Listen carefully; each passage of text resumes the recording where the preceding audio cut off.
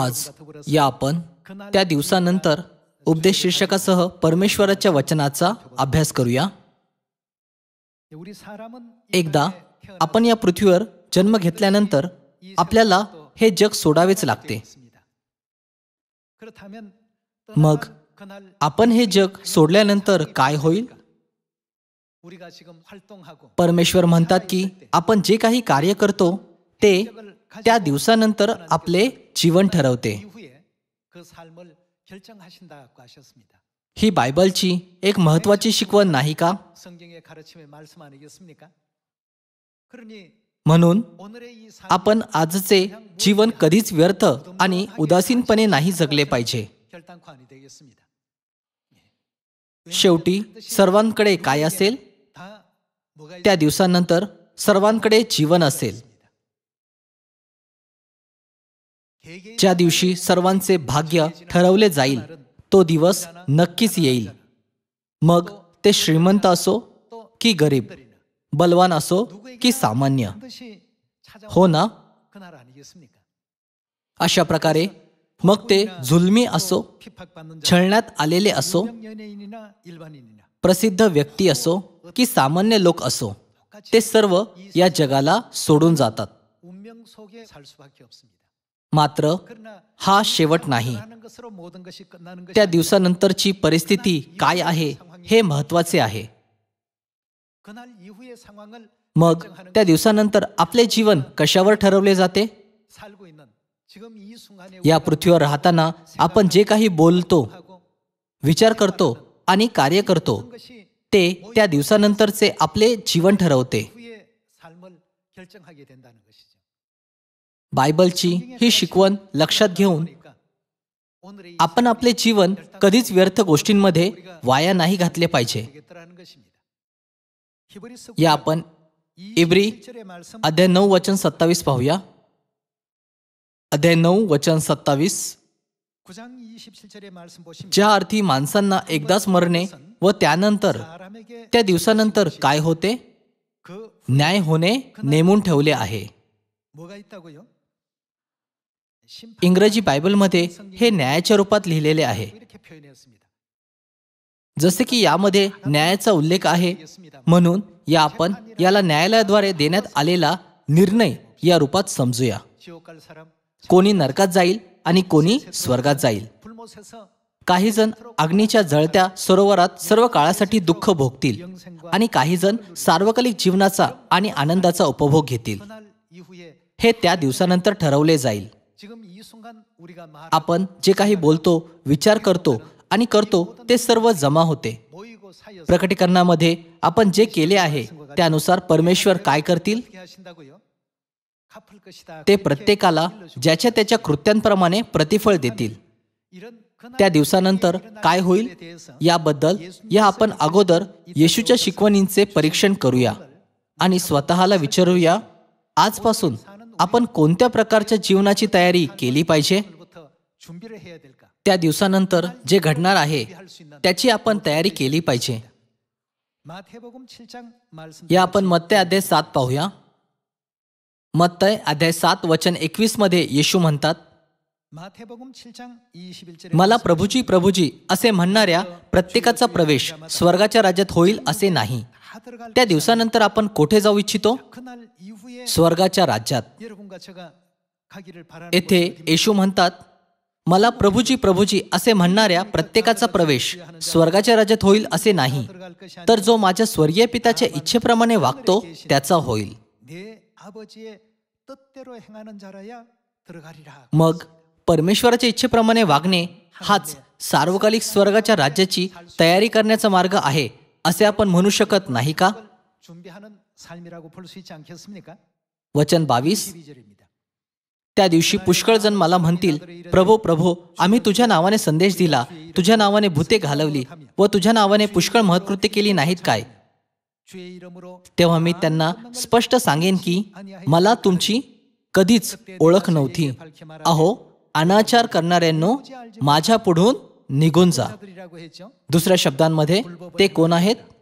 अनाचार करणारे ते आहेत जे परमेश्वराच्या नियमाचे पालन करत नाहीत. म्हणूनच दुसऱ्या आवृत्तीमध्ये असे लिहिलेले आहे, अहो नियम मोडणाऱ्यांनो माझ्यापुढून निघून जा.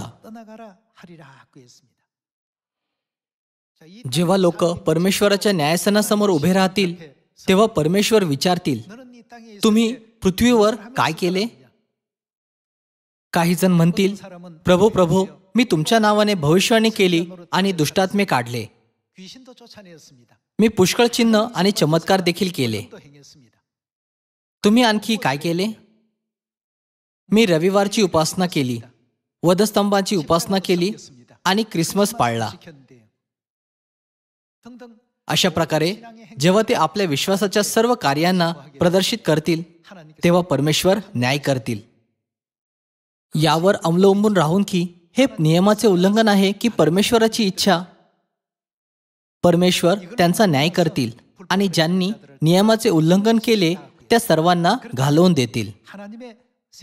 परमेश्वराच्या इच्छेमध्ये परमेश्वराचे सण, बप्तिस्मा, आच्छादनाचा नियम आणि नवीन कराच्या इतर शिकवणी आहेत. यापैकी आपण या शिकवणीचे परीक्षण करूया की आपण स्वर्गीय मातावर विश्वास ठेवला पाहिजे. आज आपल्या आजूबाजूला अनेक चर्च आहेत. जर आपण आपल्या आजूबाजूला पाहिले तर बरेच लोक परमेश्वरावर विश्वास ठेवण्याचा दावा करतात.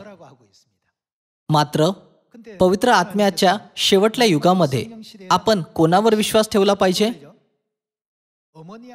उत्पत्तीपासून प्रकटीकरणापर्यंत परमेश्वर व्यवस्थितपणे समजावून सांगतात की तुम्ही माता परमेश्वरावर विश्वास ठेवला पाहिजे. हे दर्शवते की पिता परमेश्वर आणि माता परमेश्वरावर विश्वास ठेवणे ही परमेश्वराची इच्छा आहे. तथापि जरी आपण प्रभो प्रभो असे म्हणतो तरी देखील जर आपण त्यांच्या इच्छेप्रमाणे वागत नाहीत तर आपण वाचवले जाऊ शकतो का? आपण या पृथ्वीवर आपल्या विश्वासाचा सराव कसा करतो या आधारावर त्या दिवसानंतर परमेश्वर हे ठरवतील की आपण स्वर्गामध्ये जाणार की नरकामध्ये. जसे की जे प्रभूजी प्रभूजी असे म्हणतात ते देखील स्वर्गामध्ये प्रवेश करू शकत नाहीत. म्हणून हे वेगळे सांगण्याची गरज नाही की जे परमेश्वरावर विश्वास ठेवत नाहीत ते त्यामध्ये प्रवेश करणार नाहीत. म्हणून आपण पिता परमेश्वर आणि माता परमेश्वर यांच्यावरील योग्य विश्वासाद्वारे सर्व मानवजातीचे मार्गदर्शन स्वर्गाच्या राज्यामधील तारणाकडे केले नाही पाहिजे का? तसेच आपण प्रेमाने आपल्या शेजाऱ्यांचे मार्गदर्शन सत्याकडे केले नाही पाहिजे का? आज जगातील चर्च फक्त पिता परमेश्वरावरील विश्वासावर भर देतात. मात्र बायबल आपल्याला शिकवते की जेव्हा आपण पिता परमेश्वर आणि माता परमेश्वर यांच्यावर विश्वास ठेवतो तेव्हा आपण संपूर्ण विश्वासापर्यंत पोहोचू शकतो. या आपण गलतीकारास अध्याय 4 पाहूया. गलतीकारास अध्याय 4 वचन 26 मध्ये असे लिहिले आहे, वर असलेली यरुशलेम स्वतंत्र असून ती कोण आहे? ती आपली माता आहे. आपली माता असे स्पष्टपणे लिहिलेले नाही का? वचन 27, शास्त्रात असे लिहिले आहे, अगे वंधे, तुला मूल होत नसले तरी आनंदित हो. ज्या तुला प्रसूती वेदना होत नाही ती तू आनंदाने जयघोष कर, आनंदाची आरोळी मार. कारण जिला पती आहे तिच्या मुलांपेक्षा अशा सोडलेल्या स्त्रीची मुले पुष्कळ आहेत. बंधुजनो, इसाकाप्रमाणे तुम्ही अभिवचनाची संतती आहात. परंतु त्यावेळेस जेह स्वभावानुसार जन्मलेल्या मुलाने आत्म्यानुसार जन्मलेल्या मुलाचा छळ केला तसा आत्ताही होत आहे. पण शास्त्रलेख काय म्हणतो? त्या दासीला व तिच्या मुलाला घालवून दे, कारण दासीचा पुत्र स्वतंत्र स्त्रीच्या पुत्राबरोबर वारस होणारच नाही. म्हणून बंधुजन हो, आपण दासीची मुले नाही तर कोणाची? आपण कोणाची मुले आहोत? स्वतंत्र स्त्रीची मुले आहोत. गलतीकारास अध्याय 4 मधील स्वतंत्र स्त्री कोणाला दर्शवते? बायबल आपल्याला आठवण करून देते की यरुशलेम आपली माता आहे. परमेश्वराची लोक ज्यांना अभिवचन मिळाले आहे त्यांना स्त्रीची मुले म्हटले जाते. बायबलच्या 66 पुस्तकांच्या माध्यमातून परमेश्वर आपल्याला स्पष्टपणे दाखवतात की आपल्याकडे माता परमेश्वर आहेत. बायबलमध्ये हीच एकमेव साक्ष नाही. या आपण उत्पत्ती अध्याय 1 उघडूया. जेव्हा आपल्याला येथे परमेश्वराची इच्छा काय आहे हे पूर्णपणे समजेल, तेव्हा आपण त्या दिवसानंतर स्वर्गाच्या राज्यातील परमेश्वराच्या अभिवचनामध्ये सहभागी होऊ शकतो. या आपण उत्पत्ती अध्याय 1 वचन 26 पाहूया. अध्याय 1 वचन 26. मग देव बोलला, आपल्या प्रतिरूपाचा व आपल्याशी सदृश्य असा मनुष्य आपण करू. परमेश्वर ज्यांनी मनुष्याला निर्माण केले त्यांनी म्हटले, मनुष्य आपण करू. त्यामुळे मनुष्याला निर्माण करणारे निर्माणकर्ता परमेश्वर एक नाहीत. या आपण वचन 27 वर जाऊन पाहूया की आपण या श्रेणीमध्ये परमेश्वराचे कोणते स्वरूप अस्तित्वात आहे. देवाने आपल्या प्रतिरूपाचा मनुष्य निर्माण केला. देवाचे प्रतिरूप असा तो निर्माण केला. नर व नारी अशी ती निर्माण केली. जसे की परमेश्वराने मनुष्याला आपल्या प्रतिरूपात निर्माण केले, म्हणून याचा अर्थ आहे की त्यांनी आपल्या प्रतिरूपाची नक्कल केली, हो ना? परमेश्वराच्या स्वरूपाची एक नक्कल बनवल्यानंतर कोण निर्माण झाले होते? नर व नारी निर्माण झाले होते. परमेश्वराने स्वतःला कसे व्यक्त केले? आपल्या प्रतिरूपाचा व आपल्याशी सदृश्य असा मनुष्य आपण करू. त्यांनी मनुष्याला एकट्याने निर्माण केले नाही. जर एक परमेश्वराने मनुष्याला निर्माण केले असते तर त्यांनी कसे व्यक्त केले पाहिजे? मी मनुष्य निर्माण करेन. त्यांनी ही अभिव्यक्ती वापरायला हवी होती. मात्र वचन 26 मध्ये परमेश्वराने म्हटले, आपल्याशी सदृश्य असा मनुष्य आपण करू. असे करून नर व नारी निर्माण करण्यात आले. आपण परमेश्वराच्या त्या नर स्वरूपाला काय म्हणतो? आपण त्यांना पिता परमेश्वर म्हणतो. मग साहजिकच आपण परमेश्वराच्या नारी स्वरूपाला काय म्हटले पाहिजे? नक्कीच आपण त्यांना माता परमेश्वर म्हटले पाहिजे.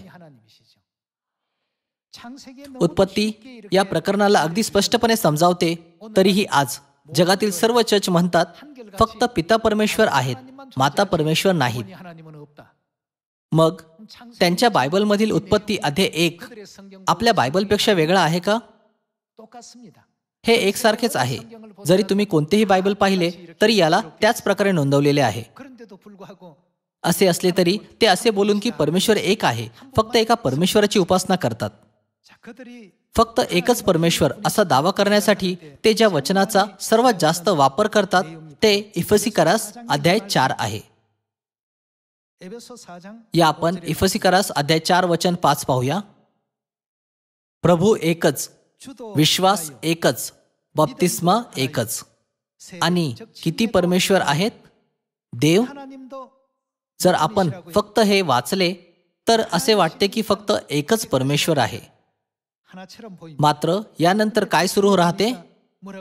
जो सर्वांचा पिता तोही एकच आहे. आपले पिता या स्वरूपात आपल्याकडे किती परमेश्वर आहेत? फक्त एकच. आपल्या पिताच्या स्वरूपात एकच परमेश्वर आहे.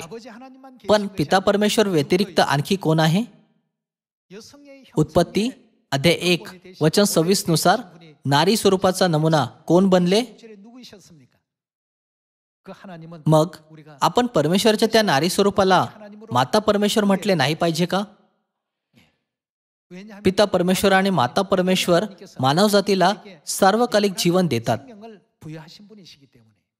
हेच कारण आहे की उत्पत्ती अध्याय 1 पासून बायबलने साक्ष दिली की मानवजातीला पिता परमेश्वर आणि माता परमेश्वर यांनी निर्माण केले होते.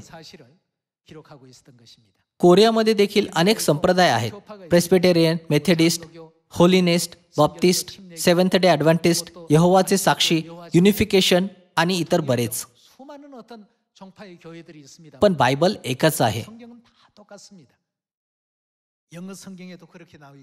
इंग्रजी बायबल आणि स्पॅनिश बायबलही एक सारखे आहे. जसे की सर्व बायबल अगदी एकसारखेच लिहिलेले आहेत, म्हणून आपण त्यांच्यावर जसे ते आहेत तसाच विश्वास ठेवला नाही पाहिजे का? पुरुषत्व असलेल्या नराला परमेश्वराच्या स्वरूपात निर्माण करण्यात आले नव्हते का? आणि स्त्रीत्व असलेल्या नारीला परमेश्वराच्या स्वरूपात निर्माण करण्यात आले नाही का? परमेश्वर, मी आणि आपण यामध्ये फरक करू शकत नाहीत असे तुम्हाला वाटते का? परमेश्वरने म्हटले, आपल्या प्रतिरूपाचा व आपल्याशी सदृश्य असा मनुष्य आपण करू आणि नर व नारीला निर्माण केले. मग परमेश्वरामध्ये पुरुष स्वरूपातील परमेश्वर आणि स्त्री स्वरूपातील परमेश्वर असे दोन्ही अस्तित्वात आहेत. पुरुष स्वरूपातील परमेश्वर आणि स्त्री स्वरूपातील परमेश्वर या दोघांनी मिळून आपल्याला निर्माण केले. म्हणूनच परमेश्वरने म्हटले, आपल्या प्रतिरूपाचा व आपल्याशी सदृश्य असा मनुष्य आपण करू. हो ना? या आधारावर या आपण मत्ते अध्याय 7 मधील येशूच्या वचनांचे स्मरण करूया. स्वर्गाच्या राज्यात कोण प्रवेश करणार? फक्त तोच जो परमेश्वराच्या इच्छेप्रमाणे वागतो. त्या दिवसानंतरचे जीवन अशा प्रकारे ठरवले जाईल. जसे की आज चर्चमध्ये उत्पत्ती अध्याय 1 बद्दल देखील असे गैरसमज आहेत. म्हणून जरी ते बायबल वाचतात तरी ते विसंगत निष्कर्षावर पोहोचतात. सर्व मनुष्य स्वर्गात जाण्याची इच्छा बाळगतात. तेथे जाण्यासाठी आपण पित्याच्या इच्छेप्रमाणे वागले पाहिजे. परमेश्वराची इच्छा फक्त पिता परमेश्वरच नाही, पण आणखी कोणावर देखील विश्वास करणे आहे. आपण पिता परमेश्वर आणि माता परमेश्वर या दोघांवर विश्वास ठेवला पाहिजे. परमेश्वराने आपल्याला असे सांगत नाहीत का की फक्त तेव्हाच आपण स्वर्गीय परिवाराचा भाग बनू शकतो? या आपण इब्री लोकास अध्याय 12 वचन 9 पाहूया. वचन 9 नुसार एक पिता आहे ज्यांनी आपल्या भौतिक शरीरांना जन्म दिला, आणि आणखी एक पिता देखील आहे ज्यांनी आपल्या आत्म्यांना जन्म दिला. शिवाय शिक्षा करणारे असे आमच्या देहाचे बाप आपल्याला होते आणि आपण त्यांची भीड धरत असो, तर आपण विशेष करून जो आत्म्यांचा पिता त्याच्या अधीन होऊन जिवंत राहू नये काय? ज्याप्रमाणे या पृथ्वीच्या परिवार प्रणालीमध्ये एक पिता आहे, त्याचप्रमाणे आत्मिक जगामध्ये देखील कोण अस्तित्वात आहे? आपले पिता देखील अस्तित्वात आहेत. जसे एक शारीरिक पिता आहे, तसेच एक आत्मिक पिता देखील आहे. येथे मुले देखील आहेत, हो ना? म्हणून आत्मिक मुले देखील असली पाहिजे, हो ना? या आपण 2 करंथी अध्याय 6 वचन 17 पाहूया. अध्याय 6 वचन 17. म्हणून त्यांच्यामधून निघा व वेगळे व्हा असे प्रभू म्हणतो, आणि जे अशुद्ध त्याला शिवू नका, म्हणजे मी तुम्हाला स्वीकारेन. आणि मी तुम्हाला परमेश्वर आपले कोण होतील? पिता असा होईल. तुम्ही आपण कोण होणार? मला पुत्र व कन्या असे व्हाल. असे कोण म्हणतात? सर्व समर्थ प्रभू म्हणतो. परमेश्वर म्हणतात, मी तुम्हाला पिता असा होईन आणि तुम्ही मला पुत्र व कन्या असे व्हाल.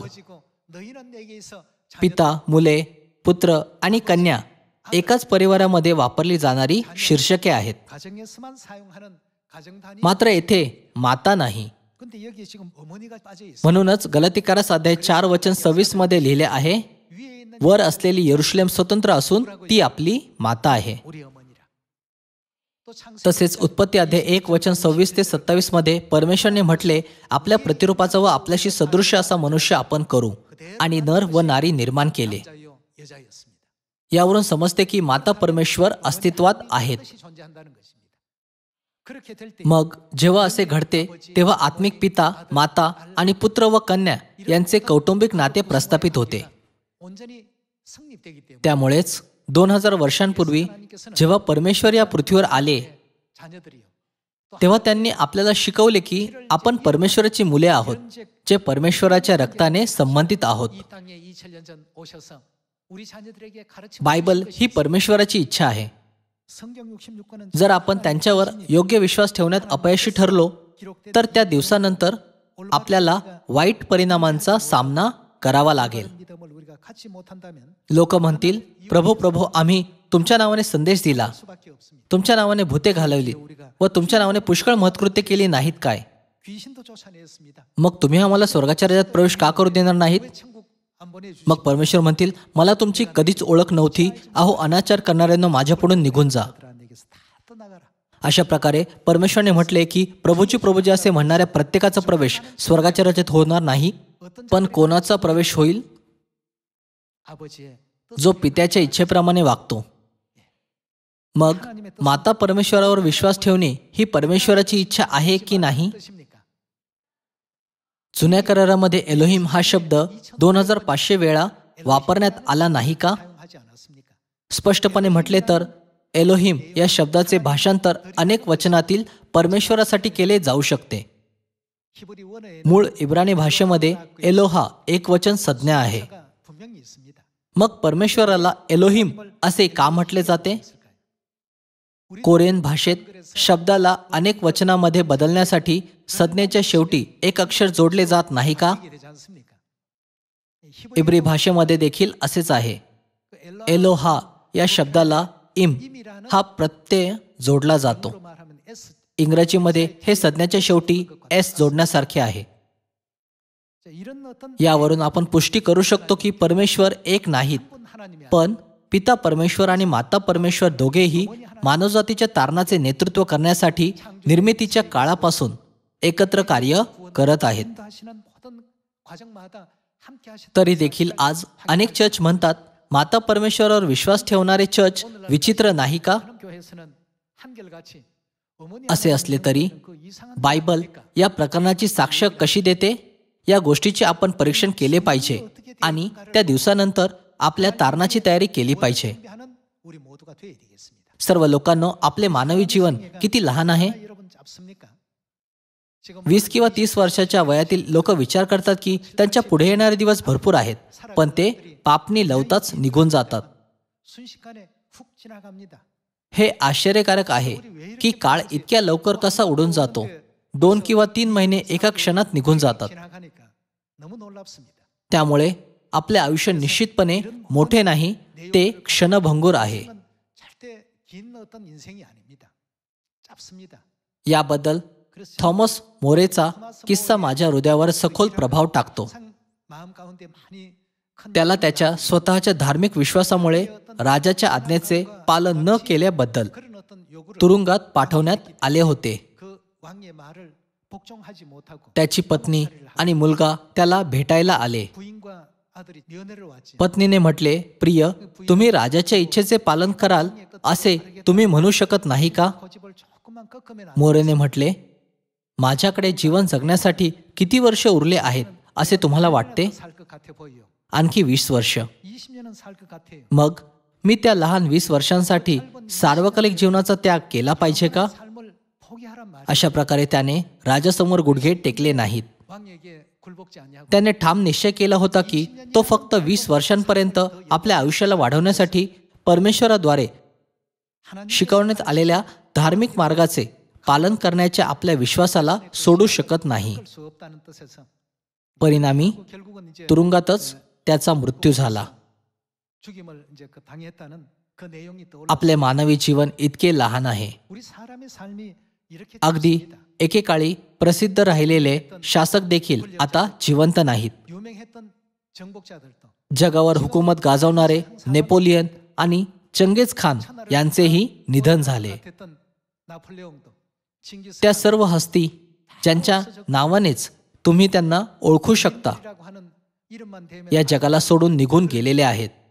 지금은 다 이 ते 세상을 다 त्या दिवसानंतरचे जीवन जगत आहेत. 그들은 그날 이후의 삶을 살고 सर्व लोकांनो, त्या दिवसानंतरचे जीवन आपल्यावर देखील येईल. 그날 이후의 삶이 मग 시간이 अचानक आपल्यावर येणाऱ्या त्या दिवसाची आपण तयारी नाही केली पाहिजे का? 그날을 지금부터 준비해야 되지 않겠습니까? जर आपण आत्मसंतुष्ट आहोत तर वेळ लवकर निघून जाईल. 20년 휙휙 지나갑니다. या क्षणापासून आपण आपला संकल्प एकत्र केला पाहिजे आणि स्वर्गाकडे घेऊन जाणाऱ्या त्या जीवनाची तयारी केली पाहिजे. 해야 되겠습니다. येशूने आपल्याला काय शिकवले? 께서 어떻게 알려주셨죠? जसे की येशूने म्हटले, जो पित्याच्या इच्छेप्रमाणे वागतो तोच स्वर्गाच्या राज्यात प्रवेश करू शकतो. 아버지 하나님과 어머니 하나님의 म्हणून या आपण पिता परमेश्वर आणि माता परमेश्वर यांच्यावरील पूर्ण विश्वासाने सार्वकालिक स्वर्गाच्या राज्याची आशा करूया. 제가 꼭 되시기를 다시 한번 부탁을 드리겠습니다. जेव्हा परमेश्वराने बायबलची नोंद केली तेव्हा त्यांनी प्रकटीकरणाद्वारे एक अतिशय महत्वाची सूचना सोडली. 중요한 당부를 계시 가운데 남기셨습니다. 요한계시록 या आपण प्रकटीकरण अध्याय 22 पाहूया. या आपण अध्याय 22 वचन 18 पाहूया. 18절의 말씀 보겠습니다. या पुस्तकातील संदेश वचने ऐकणाऱ्या प्रत्येकाला मी निश्चयपूर्वक सांगतो की हे पुस्तक बायबलला दर्शवते. 성경 बायबलमधील संदेश वचने ऐकणाऱ्या प्रत्येकाला मी निश्चयपूर्वक सांगतो की 만일 누구든지 जो कोणी ह्यात भर घालील त्याच्यावर या पुस्तकात लिहिलेल्या पीडा देव आणील, 재앙들을 그에게 더하실 आणि जो कोणी या संदेशाच्या पुस्तकातील वचनातून काही काढून टाकील त्याचा वाटा या पुस्तकात वर्णन केलेल्या जीवनाच्या झाडातून व पवित्र नगरीतून देव काढून टाकील. 거룩한 성에 참여함을 제하여 버리시리라 하고 했습니다. बायबलच्या वचनांना मनुष्याद्वारे कधी बदलण्यात आले नाही पाहिजे. 인위적으로 고치거나 यामागे एक कारण आहे. 됩니다. 수정할 수 없는 이유가 있죠. बायबल परमेश्वराचा उल्लेख राजांचा राजा आणि प्रभूंचा प्रभू असे करत नाही का? 라고 하지 않습니까? बायबल परमेश्वराचे वचन आहेत. 하나님의 말씀이 하나님의 말씀. जर आपण याचा विचार राजाच्या वचनाच्या रूपात केला तर ते एक शाही हुकूम आहेत. 쉽게 표현하면 어명이죠. एखादा उच्च पदाचा अधिकारी देखील मनमानी पद्धतीने हुकूम बदलू शकतो का? 고위 관직자라도 अजिबात नाही. 임의대로 수정할 수 있나요? 절대 없습니다. म्हणूनच बायबल आपल्याला शिकवते की जो परमेश्वराच्या इच्छेप्रमाणे वागतो फक्त तोच त्या दिवसानंतर स्वर्गाच्या राज्यात जगू शकतो. 그렇게 알려주고 있습니다. भूतकाळात 그렇고 여러분도 आपण सर्व शिकलो होतो की फक्त एकच परमेश्वर आहेत. 전부 그렇게 알고 मात्र या सत्याचा स्वीकार केल्यावर आपल्याला जाणवले की जर पिता परमेश्वर आणि माता परमेश्वर आहेत तर आपण भाऊ आणि बहीण आहोत. 자매 관계가 되고 तसेच असे लिहिलेले नाही का की हा संबंध नवीन कराच्या वलंडनाद्वारे स्थापित करण्यात आला आहे. 되어 있지 않습니까? 마태복음 या आपण मत्ते अध्याय 26 वचन 17 पाहूया. 20 नंतर बेखमीर भाकरीच्या सणाच्या पहिल्या दिवशी शिष्य येशूकडे येऊन म्हणाले, आपणाकरता वलंडनाच्या भोजनाची तयारी आम्ही कोठे करावी म्हणून आपली इच्छा आहे. 유월절 잡수 त्याने म्हटले, नगरात अमुक एका माणसाकडे जाऊन त्याला सांगा की गुरुजी म्हणतात माझी वेळ जवळ आली आहे, मी आपल्या शिष्यांसह तुमच्या येथे. ते काय करणार आहे? 내 제자들과 वलांडन सण करतो. 지킨다고 했습니까? मग येशूने सांगितल्याप्रमाणे शिष्यांनी जाऊन वलंडनाची तयारी केली. 제자들이 예수의 시키신 대로 하여 유월절을 예비하였더라 하고 했습니다. वलांडन कोणाची इच्छा आहे? 유월절 역시도 परमेश्वराची इच्छा आहे. 하나님의 뜻이 लोकांनी वलांडन सण पालन करून बराच काळ लोटला आहे. 오래되었습니다. जसे की इसवी सन 325 मध्ये निकियाच्या परिषदमध्ये वलांडनाला रद्द करण्यात आले होते. 이후에 म्हणून आपल्या चर्च ऑफ गॉडला सोडले तर कोणत्याही चर्चने अजूनपर्यंत तो पाळलेला नाही. 를 제외하면 말이죠. वलांडन सण ही अशी गोष्ट आहे जी येशूने आपल्या शिष्यांना पाळण्याची आज्ञा दिली होती. 분부하신 내용이죠. या आपण वचन 26 वर जाऊया. 26절로 넘어가 봅니다. या आपण वलांडन पाळण्याचे दृश्य पाहूया. 한번 보도록 합시다. 저희가 मग ते भोजन करत असताना येशूने भाकर घेतली व आशीर्वाद देऊन ती मोडली आणि शिष्यांना देऊन म्हटले, घ्या, खा, हे माझे शरीर आहे. 내 몸이니라 하시고 येशूने म्हटले की वलंडनाची भाकर त्यांचे पवित्र शरीर आहे. 성체다고 이렇게 알려주고 계십니다. या वचन 27 पाहूया. 7절의 말씀 봅니다. आणि त्याने प्याला घेतला व उपकार स्तुती करून तो त्यांना दिला व म्हटले, तुम्ही सर्व यातून प्या, 저희가 다 이것을 마시라. हे वलंडनाचा द्राक्षरस माझे कराराचे रक्त आहे, हे पापांची क्षमा होण्यासाठी पुष्कळांकरता ओतले जात आहे. 나의 피, 곧 언약의 피니라 하고 했습니다. जेव्हा आपण वलंडन सण पाळतो तेव्हा आपण परमेश्वराच्या मांस आणि रक्ताला वारशाने प्राप्त करतो. 피를 물려받게 되죠. मुलांना आपल्या आई वडिलांचे मांस आणि रक्त वारशाने मिळते. 제가 자식입니다. मग ज्यांना परमेश्वराला पिता आणि माता म्हणण्याचा अधिकार आहे 어머니라 부를 수 있는 त्यांनी वलंडनाच्या माध्यमातून काय प्राप्त केले पाहिजे? 6월절 뭐가 있어야 됩니까? त्यांच्याकडे परमेश्वराचे जीवनाचे रक्त नसले पाहिजे का? 우리 속에 존재해야 되지 않겠습니까? म्हणूनच येशूने आपल्याला वलांडन पाळण्याची आज्ञा दिली आणि म्हटले, 6월절을 지키라고 मी हे वलांडनाचे भोजन तुमच्याबरोबर करावे अशी माझी फार उत्कट इच्छा होती. 6월절 त्यांनी वलांडनाचे वर्णन कोणत्या कराराच्या रूपात केले? 설명해서 हा नवीन करार आहे. 새 언약이다. त्यांचा अर्थ होता हा करार कधीच नाहीसा होणार नाही आणि कधीच धुसर होणार नाही. 폐지되지 않을 언약이다. असे बोलून त्यांनी आपल्याला सार्वकालिक कराच्या रूपात नवीन कराचं वलांडण दिला नाही का? 세월에 그칠 일을 허락하신 것 아니겠습니까? आज आपण स्वर्गीय पिता आणि स्वर्गीय माता यांचा आदर करतो. 하늘 어머니를 경외하고 परमेश्वराने सियोनमधील प्रिय भाऊ आणि बहिणींमध्ये आत्मिक रक्त प्रदान केले आहे. 의 어떤 피보다도 더 진한 영의 피를 하나님 म्हणून योहान अध्याय 13 वचन 34 मध्ये परमेश्वराने आपल्याला काय आज्ञा दिली आहे? 14절에 보니까 뭘 또 하나님께서 계명으로 주셨습니까? त्यांनी म्हटले, मी तुम्हाला नवी आज्ञा देतो की 어떤 관계가 आपण काय केले पाहिजे? 서로 사랑하라고 했습니다. तुम्ही एकमेकांवर प्रीती करावी. 그럴 त्यावरून सर्व ओळखतील की तुम्ही माझे शिष्य आहात. 내 제자인 줄 알게 될 것이다 말이에요. सर्व लोकांनो, प्रत्येक वचनाला त्याचे महत्त्व आणि परमेश्वराची इच्छा आहे. 의미가 있고 뜻이 전부 있습니다. या आपण हे न विसरता परमेश्वराच्या इच्छेला पूर्ण करूया, म्हणजे आपण सार्वकालिक स्वर्गाच्या राज्यात परत जाऊ शकू. 영원한 천국 돌아갈 수 आपण त्या दिवसानंतरच्या जीवनाची तयारी केली पाहिजे. 를 준비해야 되겠습니다. त्या दिवसानंतर कोण स्वर्गाच्या राज्यामध्ये जीवनाचा उपभोग घेईल? 천국에 가기에 합당한 사람들은 कोण स्वर्गाच्या राज्यात प्रवेश करेल? 아버지의 뜻을 फक्त तोच तेथे प्रवेश करू शकतो जो पित्याच्या इच्छेप्रमाणे वागतो. 천국에 들어갈 수 있다고 했습니다. 오늘 आज मी आपल्या सर्व दयाळू भाऊ आणि बहिणींना 마음 육비에 또 बायबलच्या सर्व शिकवणींना आपल्या मनात बिंबवण्यास सांगू इच्छितो. 어머니의 뜻을 받들어서 आज्ञाधारकपणे पिता आणि माताच्या इच्छेचे पालन करून 아버지를 찾고 어머니를 या आपण आपल्या हरवलेल्या भाऊ आणि बहिणींना त्वरेने शोधूया, जे पिता, माता आणि सियोनची लालसा बाळगतात, 우리 형제 자매 आणि त्यांचे मार्गदर्शन सत्यामध्ये करूया. 오늘의 आजचा दिवस हा स्वर्गाच्या प्रवासातील सुंदर मैलाचा दगड बनवून एका आशीर्वादित वेळ असेल, 찾는 अशी आशा करून मी उपदेशाला समाप्त करू इच्छितो. तुमचे खूप खूप आभार. 합니다. 감사합니다.